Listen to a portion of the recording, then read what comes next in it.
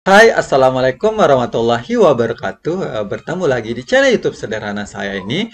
Jadi untuk kesempatan kali ini, mari kita membahas tentang soal pretest PPG untuk guru SD. Dan ini merupakan bagian ke-15.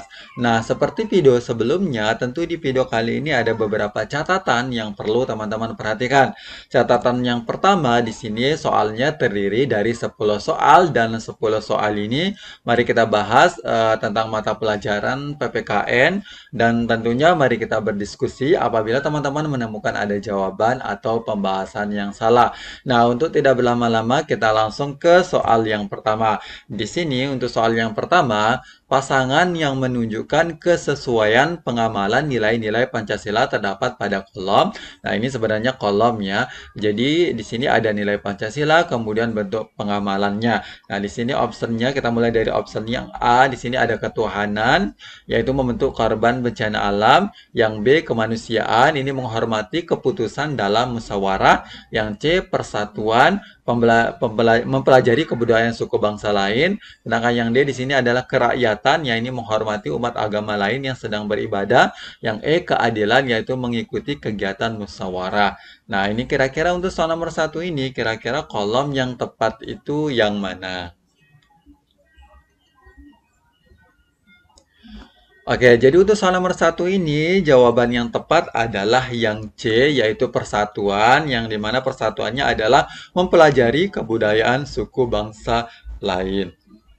Sekarang kita cek terkait dia dengan kolomnya. Jadi ini kolomnya kita udah pilih atau udah benar. Jadi untuk nilai Pancasila dan bentuk pengamalannya ini yang tepat di sini option yang A itu adalah ketuhanan, di mana bentuk pengamalannya itu menghormati umat agama lain yang sedang beribadah. Sedangkan untuk kemanusiaan di sini membantu korban bencana alam. Untuk persatuan tentunya mempelajari kebudayaan suku bangsa yang lain. Berikutnya di sini untuk kerahyatannya itu menghormati keputusan dalam musyawarah. Yang di sini ada keadilannya itu mendirikan koperasi. Nah, oke, ini untuk soal nomor satu. Sekarang kita beralih ke soal nomor dua. Nah, untuk soal nomor dua, perhatikan sikap-sikap berikut. Di sini yang pertama sikapnya menjenguk tetangga yang sedang sakit.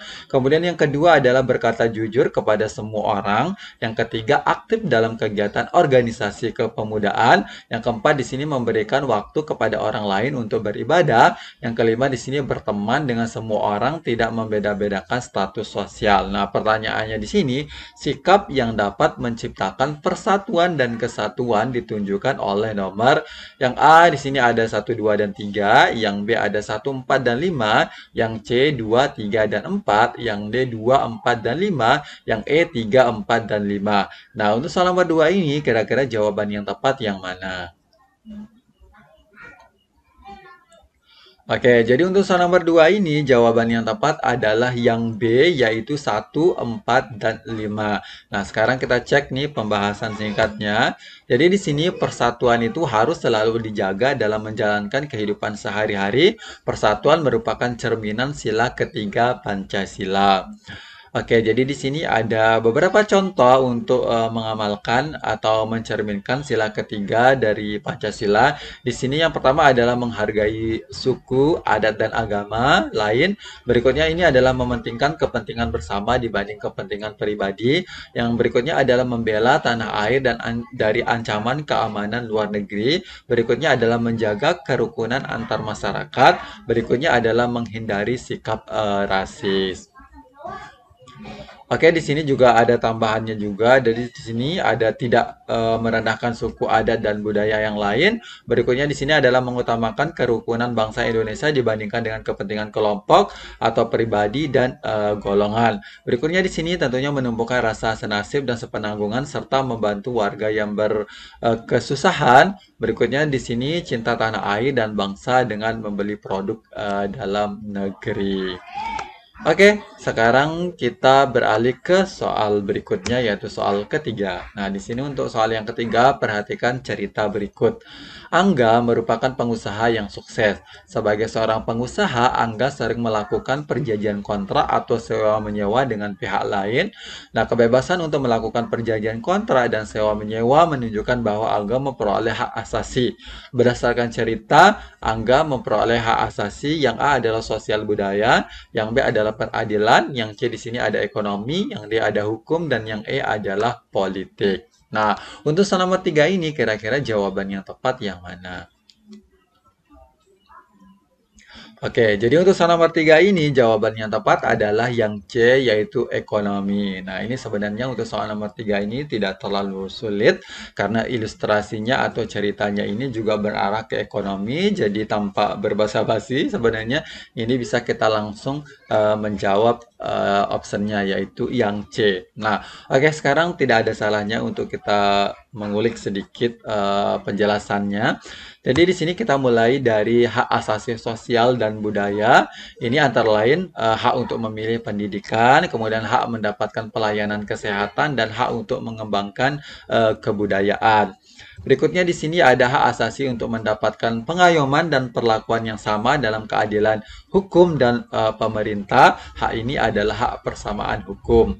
Berikutnya di sini tentunya hak asasi ekonomi antara lain hak memiliki sesuatu, hak menjual dan membeli sesuatu, hak mengadakan suatu perjanjian atau kontrak dan memiliki pekerjaan. Berikutnya di sini juga ada hak asasi untuk mendapatkan perlakuan tata cara peradilan dan perlindungan hukum, antara lain hak mendapat perlakuan yang adil dalam penggeledahan, penangkapan, peradilan dan pembelaan hukum. Berikutnya yang terakhir di sini ada hak asasi politik, antara lain hak untuk diakui sebagai warga negara yang sederajat, kemudian ada hak ikut serta dalam pemerintahan, hak memilih dan dipilih dalam pemilu, hak mendirikan partai politik, serta hak mengajukan petisi dan kritik atau saran. Oke, sekarang kita beralih ke soal nomor 4. Nah, untuk soal nomor 4, di sini lagi-lagi kita harus memperhatikan tabel seperti yang nomor 1. Dan di sini pertanyaannya adalah proses peradilan dan pelakunya yang paling tepat ditunjukkan oleh jawaban. Nah, di sini untuk kolomnya ada proses dan pelaku. Yang A di sini optionnya A, penyelidikan, yaitu hakim. Berikutnya yang B adalah penyidikan, yaitu penyelidik. Berikutnya yang C adalah penuntutan, yaitu jaksa penuntut hukum. Yang D adalah pemeriksaan, yaitu ini penyidik. Yang E adalah putusan, dan ini panitera. Nah, kira-kira nih untuk soal nomor 4 ini jawaban yang tepat yang mana? Oke, jadi untuk soal nomor 4 ini jawaban yang tepat adalah yang C, yaitu penuntutan, di mana pelakunya adalah jaksa penuntut hukum. Oke, sekarang kita memperhatikan kolomnya yang benar. Jadi ini ada proses dan pelaku. Untuk option A, penyelidikan ini dilakukan oleh penyelidik. Kemudian yang B adalah penyidikan, yaitu penyidik. Sedangkan yang C adalah penuntutan, yaitu jasa penuntut umum. Kemudian yang D adalah pemeriksaan, ini pelakunya adalah hakim. Kemudian putusannya juga hakim. Oke, sekarang kita beralih ke soal nomor 5. Nah, untuk soal nomor 5, semua warga negara wajib ikut serta dalam upaya bela negara. Nah, tindakan yang dapat mencerminkan bentuk keikutsertaan siswa dalam upaya bela negara yaitu yang A di sini siskamling, upacara bendera, dan piket kelas. Nah, sedangkan yang B adalah belajar PPKN, mengikuti kegiatan pramuka dan ronda malam. Yang C adalah ikut PMR, mengikuti kegiatan OSIS dan mengikuti Karang Taruna. Yang D adalah bakti sosial, gotong royong di lingkungan rumah dan rajin belajar. Sedangkan yang E di sini adalah rajin belajar, mengikuti kegiatan PMR dan upacara dengan hikmat. Nah, untuk soal nomor 5 ini kira-kira jawaban yang tepat yang mana? Oke, jadi untuk soal nomor 5 ini jawaban yang tepat adalah yang E, yaitu rajin belajar, kemudian mengikuti kegiatan PMR dan upacara dengan hikmat. Nah, jadi untuk soal nomor 5 ini, saya rasa teman-teman ini udah pasti tahu lah ya. Jadi tidak terlalu sulit. Nah, Untuk uraian singkatnya di sini, belajar tekun, kemudian belajar mata pelajaran PPKN, kemudian mengikuti kegiatan pramuka, PMR, atau Paskibra, atau OSIS, membersihkan lingkungan sekolah, dan mengikuti upacara dengan hikmah ini merupakan bentuk-bentuk partisipasi seseorang atau seorang siswa dalam usaha bela negara. Nah, adapun mengikuti kegiatan Karang Taruna dan Ronda Malam ini merupakan bentuk-bentuk partisipasi warga masyarakat dalam usaha bela negara. Oke, sekarang kita lanjut ke soal nomor 6. Nah, untuk soal nomor 6, salah satu peran Pancasila sebagai dasar negara adalah menjadi papan ujian bagi perundang-undangan di Indonesia. Nah, di sini contoh peran tersebut ditunjukkan oleh pilihan. Yang A di sini nilai-nilai Pancasila dijabarkan dalam Undang-Undang Dasar. Berikutnya yang B adalah peraturan perundang-undangan lain merupakan penjabaran dari Pancasila. Yang C di sini adalah peraturan A tidak dapat diberlakukan karena bertentangan dengan Pancasila. Sedangkan yang D adalah Pancasila menduduki posisi pertama dalam hierarki tata urutan perundang-undangan. Nah, untuk soal nomor 6 ini, kira-kira nih jawaban yang tepat yang mana? Oke, jadi untuk soal nomor 6 ini, jawaban yang tepat adalah yang C, yaitu peraturan A tidak dapat diberlakukan karena bertentangan dengan Pancasila. Nah, sekarang kita lihat uraian singkatnya. Jadi di sini Pancasila sebagai papan uji bagi perundang-undangan Indonesia, artinya peraturan perundang-undangan yang sudah dan akan dibentuk dapat diuji menggunakan Pancasila. Apabila didapat peraturan tersebut menyimpang, peraturan perundang-undangan terkait akan batal demi hukum. Nah, peraturan tersebut tidak dapat berlaku sampai dilakukan revisi atau diganti dengan peraturan baru yang sejiwa dengan Pancasila-nya. Contohnya di sini adalah peraturan A tidak dapat diberlakukan karena bertentangan dengan Pancasila. Oke, sekarang kita lanjut ke soal nomor 7. Nah, untuk soal nomor 7, perhatikan berita berikut. Tim Olimpiade Matematika Indonesia tingkat SMP meraih medali emas pada kompetensi internasional bertajuk Thailand International Mathematics Competition atau TMC 2016 pada 14 Agustus di Chiang Mai. Nah, ini informasi tersebut menunjukkan salah satu semangat para pendiri negara dalam perumusan Pancasila versi modern, yaitu yang A adalah patriotisme, yang B adalah persatuan, yang kemudian yang C adalah musyawarah, yang D adalah toleransi. Nah, untuk nomor 7 ini, kira-kira jawaban yang tepat yang mana? Oke, jadi untuk soal nomor 7 ini jawaban yang tepat adalah yang A, yaitu patriotisme. Nah, sekarang kita lihat nih uraian singkatnya. Jadi uraian singkatnya di sini pilihan A dan D ini merupakan semangat yang ditunjukkan para pendiri negara dalam merumuskan Pancasila. Dan ini tentu saja kita harus terapkan atau kita tingkatkan ya demi negara ini ya. Di sini kemudian uraian tambahannya, berita pada soal menginformasikan tentang perjuangan pelajar Indonesia demi mengharumkan nama Indonesia. Jadi ini beritanya ya. Kemudian perjuangan tersebut wujud sikap patriotik dalam membela negara. Dahulu perjuangan dilakukan dalam mengusir penjajahan dan pengorbanan waktu serta pikiran untuk merumuskan dasar negara. Nah, versi yang sekarang patriotisme ini dapat diwujudkan dengan mengharumkan nama bangsa. Oke, sekarang kita beralih ke soal nomor 8. Nah, untuk soal nomor 8, negara Jepang maju karena sikapnya yang terbuka terhadap perkembangan dunia global. Nah, Indonesia pun demikian. Dalam pergaulan internasional, Indonesia harus terbuka terhadap nilai-nilai yang datang dari luar. Nah, terbuka berarti ini artinya apa? Yang A, menerima seluruh nilai yang masuk tanpa adanya penyaringan. Yang B, menerima nilai yang sesuai dengan kepentingan golongan. Yang C, menerima nilai yang sesuai dengan kepribadian bangsa. Yang D ini memilih nilai yang sesuai dengan kepentingan pribadi. Nah, untuk soal nomor 8 ini kira-kira jawaban yang tepat yang mana?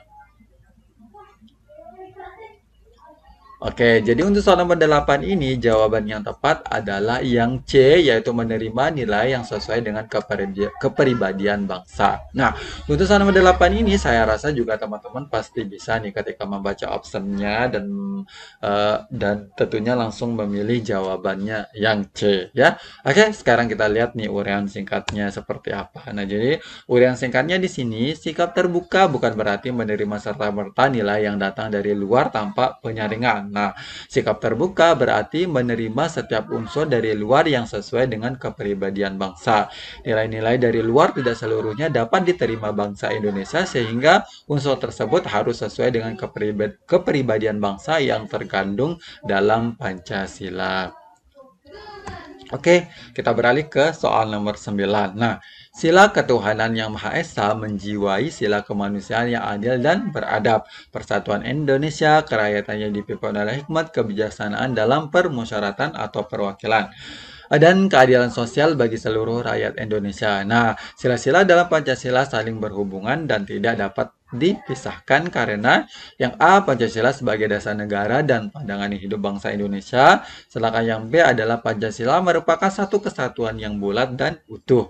Sedangkan yang C di sini adalah Pancasila menjadi dasar falsafah bangsa Indonesia, yang D adalah Pancasila sebagai ideologi bangsa Indonesia. Nah, untuk soal nomor 9 ini, kira-kira nih jawaban yang tepat yang mana? Oke, jadi untuk soal nomor 9 ini jawaban yang tepat adalah yang B, yaitu Pancasila merupakan satu kesatuan yang bulat dan utuh. Nah, sekarang kita lihat nih uraian singkatnya tentang pengertian Pancasila sebagai satu kesatuan yang utuh dan bulat. Yaitu di mana sila pertama menjiwai sila kedua hingga kelima, sila kedua menjiwai sila ketiga hingga keempat, kemudian sila ketiga menjiwai sila keempat dan kelima. Nah, sedangkan sila keempat menjiwai sila kelima dan sila kelima merupakan sila yang dijiwai oleh sila pertama hingga keempat, di mana kelima sila ini saling terikat satu sama lain membentuk sebuah satu kesatuan yang saling berkaitan dan tidak dapat dipisahkan. Jadi, apabila satu sila saja tidak dijalankan dengan baik oleh negara dan masyarakat, maka akan terjadi ketimpangan di dalamnya. Nah, karena itulah Pancasila sudah seyogyanya diimplementasikan secara lengkap dan menyeluruh demi menciptakan tujuan bangsa, yaitu keadilan sosial bagi seluruh rakyat Indonesia. Oke, sekarang kita ke soal nomor 10 atau soal yang terakhir. Nah, untuk soal nomor 10, perhatikan pernyataan di bawah. Ini yang pertama, pemerintah kabupaten menyediakan sarana fasilitasi kesehatan gratis. Berikutnya yang kedua adalah pemerintah menyalurkan kredit usaha kecil menengah melalui bank. Yang ketiga adalah sekolah-sekolah di daerah mendapatkan dana bantuan operasional sekolah. Yang keempat di sini adalah pemerintah menggalangkan program produksi padat karya. Yang kelima adalah pemerintah menggalangkan program perpustakaan keliling.